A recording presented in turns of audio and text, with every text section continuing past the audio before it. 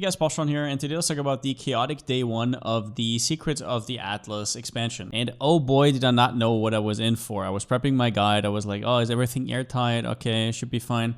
But it was actually the servers that beat me. The first up, build is great. EA Ballista is better than ever. I probably undersold it quite a bit in some of the videos now that I've tried it, but I mean, better safe than sorry. The leveling experience has been absolutely ridiculous, at least when I was able to play. And since I'm now somewhere at the end of yellow maps, I have like 70 Atlas completion or so, 70 out of 115. I've had basically no real issues at all, other than some of the Mercenaries, which are hitting pretty damn hard. We're going to talk about that as well. But oh boy, was my start of day one bad. So it started for me at 10. And I was usually what I do, what a lot of EU people do, is they level through the campaign until like 3 in the morning or so, maybe 4 in the morning, and then go to sleep. Next day, wake up and so. But I could not log into the game for like 2 hours. So what was I supposed to do? I don't really know. I just decided to go to sleep, wake up early next day. And while I was able to play, I got kicked like so many times. I lost so many maps. It is what it is. But either way, you guys don't want to hear that. We're going to be talking about the build, and I'm going to update you. Also going to talk a little bit about Mercenaries and some stuff that I found. The first thing you probably want to know is, are golems good? Yes, they're good. They're not just good, they are incredible during leveling. It's basically, I don't know what to say. Like, there is no other ascendancy that is that is as impactful as when you take Leech of the Primordial plus this cluster right here. There just isn't. Once you get your lab, you're level 34, you put on Firestorm at 38, you get Unleash. It is the easiest leveling you ever have. It is completely like brain dead, and there is no way anything can happen to you. They also basically never die. So currently I've only done like a few red maps and obviously no tier 16s. So take that with a grain of salt, but at the same time, my golems are also level, I think, 18 without the plus to level. Yeah, so they're level 18. So per level, they're getting more HP. I don't know where they're going to end up with. Maybe I'm going to throw an Empower in. We'll see. Maybe I'll throw in Meat Shield, whatever the minion stuff is called. I'm super tired, sorry. And yeah, so I don't know. Straight up, I don't know. The only thing I can think of is when they died, like, which is like once every 20 maps, and then they resummon like this. It was because they got trickled down over and over and over. They have 0 regen. Like over 200 seconds, they got hit a few times. So if they just had like 1% regen, they would have never died. So what I'm thinking is maybe go for something like that. But we'll see that when we get to it. Now, the biggest thing is, and I did this multiple times. This is not just like to scold you. I did this multiple times. Don't forget to reactivate your golems. These 4 up here. They should be showing up at every time, because you're going to change a lot of gear around during campaign and a lot of attributes, and then, oh, this one falls off, and you really have to remember it. All of these are extremely impactful. But I'll show you the gear that I have right now. Basically, I went in, bought a Storm Cloud for 1 Chaos, then I bought a Skirmish for, I think, 2 Chaos, because I had Perfect Implicit, so I didn't have to Blessed Orb. And I bought a Prism Weave, and that's what I had before level 55. I basically just cleaned up some of the Mercenaries, got the Chaos there, that's it. The Prism Weave, I later replaced with a Daedian Dawn. I bought this one for 30C, so that's pretty nice, pretty noticeable upgrade. Also a Life Roll, which is very nice. Still have the same Storm Cloud from level that I bought at level 25, and the same Skirmish, which is probably going to get away later. Still rocking a 5-link. The reason is that my damage was a lot better than I thought, so I didn't go for a cheap 6-link. I just went for a 5-link that actually has decent armor and evasion. Main reason why these are different is because I had a D-Term Merc for quite a while, so I didn't need D-Term in my setup, but it is what it is. I'm still playing around with it. Then I got a Wilma's at some point. I bought this one for, I think, 25 Chaos, I want to say. 20 or 25 Chaos. And after that one, yeah, my attack speed just went up. Then you can respec these nodes. Definitely grab the Res Totem node as early as you can, around level 60-ish, because Mercs hit quite hard. You don't want your totems to have like no res against them. As for my gloves, I had these up to level 80 or so, and then at some point I found these from the Mercenary. And this is where we have to talk about Mercenaries a little bit, because Mercenary gear is absolutely cracked. So Mercenary gear is well rolled, which means it isn't completely random, which means you're gonna get a lot better stuff. And yeah, all the rares I'm gonna show you right here, and I mean all of them, other than my amulet, are from Mercs and basically solo self-found. I'll just show you these. These are my gloves. Those are pretty decent gloves for day one, right? This is my first ring. Very decent ring. very decent ring, and quite decent boots. I want you to know this because a lot of people who told me they're just going for currency and they don't have time to look at the gear. You have time, especially once your maps. You definitely want to look at these. These are like absolute premium items for day one. Now, especially early on, you don't want to be hovering over a bunch of magic items. So do note that there is kind of like a yellow hue at the side that you will notice whenever something is rare, and then you only hover over the rare ones. But later on, you really want to check them all out. And the rest, yeah, just go for chaos. I didn't find anything yet. No divine, no lucky drop, zero. Bought a Radiant Dawn, bought a Wilma's, just from what I found from Mercenaries and off the ground. The Emmy I just bought at the end of stream. It's basically a +1 with increased damage. It has a life roll, and then I also had space for totem placement speed, which feels quite good. I will have to bless the implicits. Other than that, I don't think there's anything here. Important to note, once you have Wilma's Requital, cost speed is converted to attack speed. So the first thing you want to have is you want to have Arcane Surge, either in your Flame Surge, Arcanist Brand Flammability setup, or also in your Flame Dash setup, or maybe even both, right? Both are good. For Flame Dash is better for mapping. This one is better for bossing. Also, you want to have haste either on your Mercenary, or you want to have haste yourself and then determination from your Mercenary. I'm not 100% sure how I'm going to juggle this around. Maybe I'm actually going to replace haste at some point, but this gives you 48% in total because the cost speed also gets converted to attack speed. Now, one more thing I changed on the passive tree, you can see right here, this is basically the one from the guide. One more thing I changed though was that I did cut the additional arrows from Master Fletcher and Multi-Shot. I can straight up tell you these did not make any difference. The reason I kind of had them planned in is because I always hear champions raving on about them, right? Because they can kind of path to them and it's like, oh, that's so good. And I couldn't do that in the past. I would have to go Rain of Splinters. But it really doesn't make any difference. I'm sure it will make a difference once you go into like really high density gameplay, but right now it really doesn't matter. It doesn't increase your single target damage. It is 9 points in total, which is crazy. And instead, I just invested that into more life. As you can see right now, I'm on like 4.2k life and on more spell suppression. Then let's talk about an interesting one that I get asked about all the time. So odd projectiles. I explained this in the video, but just in case you're unaware, if you have an odd projectile number, that is very good because you're going to have one projectile in the middle, your ballistas, right? And then two on the side. But if you have one additional projectile, it's going to have a V shape. And that is very bad because the way your ballistas hit is still like this. They still think they have an arrow here, which means that if you have only one additional arrow, you're going to miss stuff like the boss unless the totems are directly on top of them. And you're going to say, okay, pal, but you said we don't take any of them, so it's fine, right? Well, not really, because if you do expeditions, you really want the mastery here with monsters cannot block your attacks. You really want this mastery. And you can only get it from an attack mastery, which is, I mean, the next one would be a nightmare to path to. So you have to take one additional projectile so you can take the mastery, which means you also have to take the second one, or you have to have it on your quiver. That is up to you.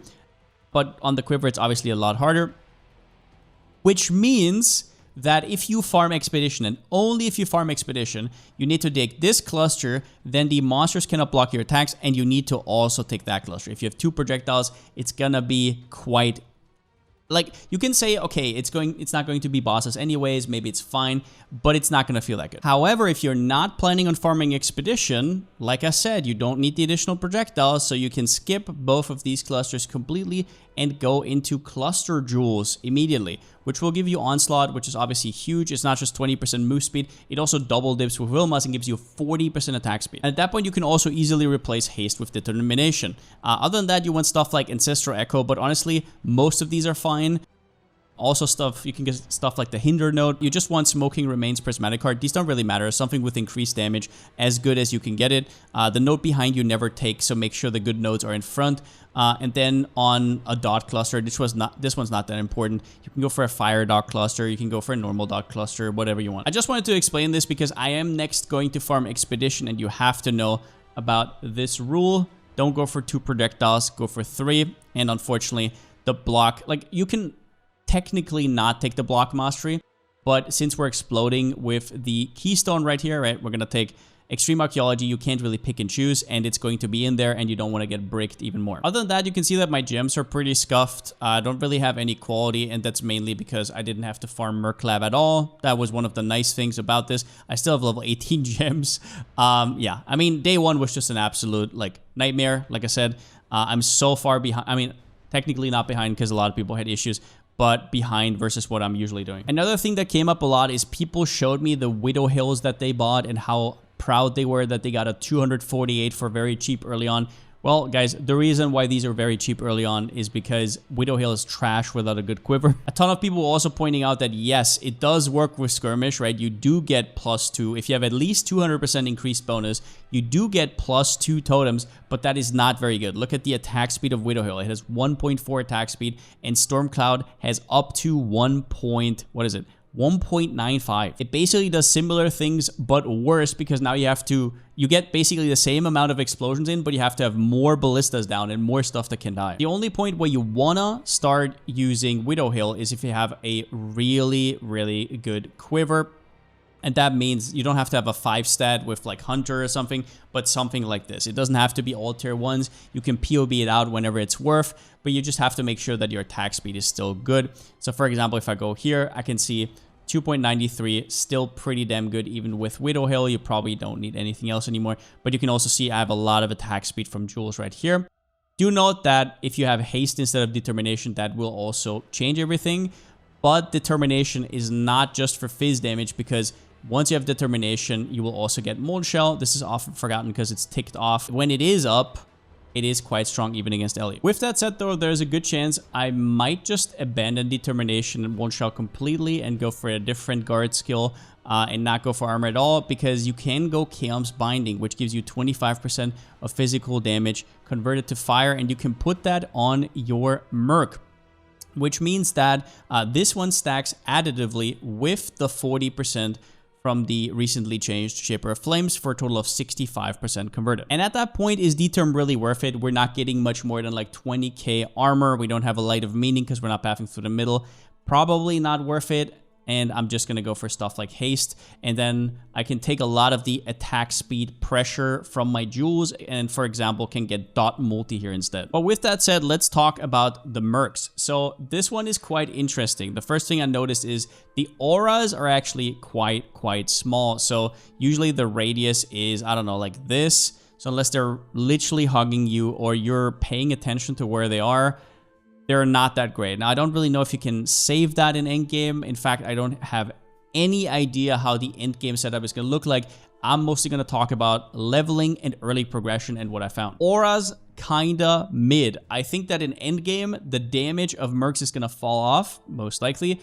But early on, oh boy, there's some absolutely cracked mercenaries. For example, the one who uses Kinetic Blast of Clustering. I don't know if you watched Mathful at all, but he has been absolutely tearing through campaign, basically playing Aura Bot for his mercenary. And in general, a lot of casters have been quite strong. You should be looking forward to those. For example, there was one that had like Ball Lightning of Static that was fantastic, did so much damage, and just helped out a lot with clear and like stragglers and whatnot. The Holy Relic one is very strong so far. It does a ton of damage. Even in start of red maps, still very noticeable. The Smite gives you actually buffs. Like it is a aura buff. They attack. Everything around it gets a buff. And it's not that big, but still, it also deals a lot of damage. And then there's a lot of things that you can hover over here. There's some auras here again, where they give you action speed and whatnot. So don't necessarily dismiss these. Always read them through. Consecrated Path gives you some nice regen. So if you find this Fennec guy, I think he's pretty good. During leveling, if you don't find the Kinetic Blast of Clustering dude, then there's also one that gives both Grace and Haste. And even though, yes, the auras are small, during campaign it doesn't matter that much because you're not really outrunning your mercenary that much, and it's still up whenever you're at the boss. However, once again, I would really focus on casters and stuff that deals damage. Mercs have a lot more damage than you might think. Also, if you equip stuff on your merc, don't forget to unequip it. You can unequip it again. You can't take off items that are already on them. So let's say I was like, ooh, I want them to have this helmet, right? It overrides what they had. But if you want that back, before you dismiss them, take it off.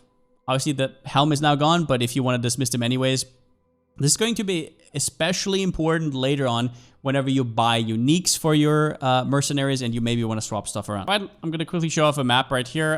This is a grave throw. I'm just going to quickly show you like how the build looks. And yeah, I'm going to show you the merc. I'm going to show you the fight against the merc, the fight against the boss. So all you need to know is your ballistas are being placed down. You press Blood Rage once at the start of a map. You put Arcanist Brand on top of rares, so they get debuffed with Flammability and Flame Surge. And then on bosses, if you ran out of the Frenzy Charges from Blood Rage, because you do get the kill credit, because your totems do kill with Ignites, which are technically yours, then you can also Frenzy on top of them. And that is really it. These are going to do a little bit more damage. I hope that's not going to be a big deal.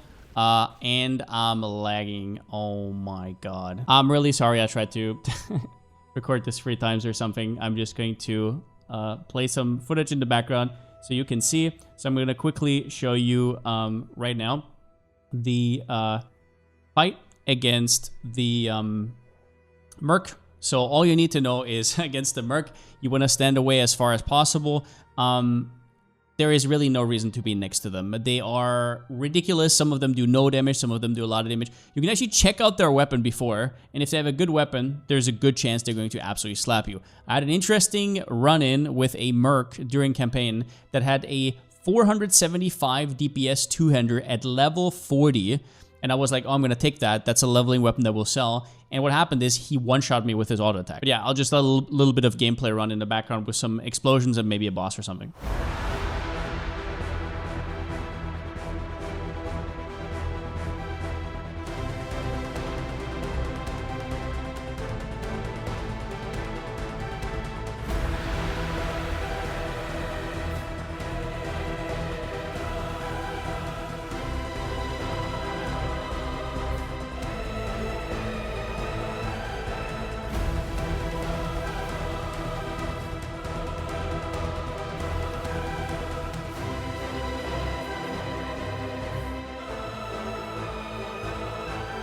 But yeah, other than that, that was basically my day one. Really hoping they fix some of the connection issues over the next coming days, especially on Europe. It has been quite harsh. I know that console players haven't been able to play at all. I've made the most out of my time, and it was really frustrating, but yeah, I have to stream. Like, it's like I want to play, and it's all I do all day, so I might as well just sit through it and talk to chat and whatnot. But yeah, it was definitely not a fun experience. And yeah, as for the lead mechanic, I think that it could be quite interesting. The mercenaries and stuff. I haven't really tested the bosses too much. Haven't really tested the endgame. We'll do that in the next few days. And I hope I get to play a little bit more than I could on day one. But with that being said, since I still don't have a slogan, see you next time.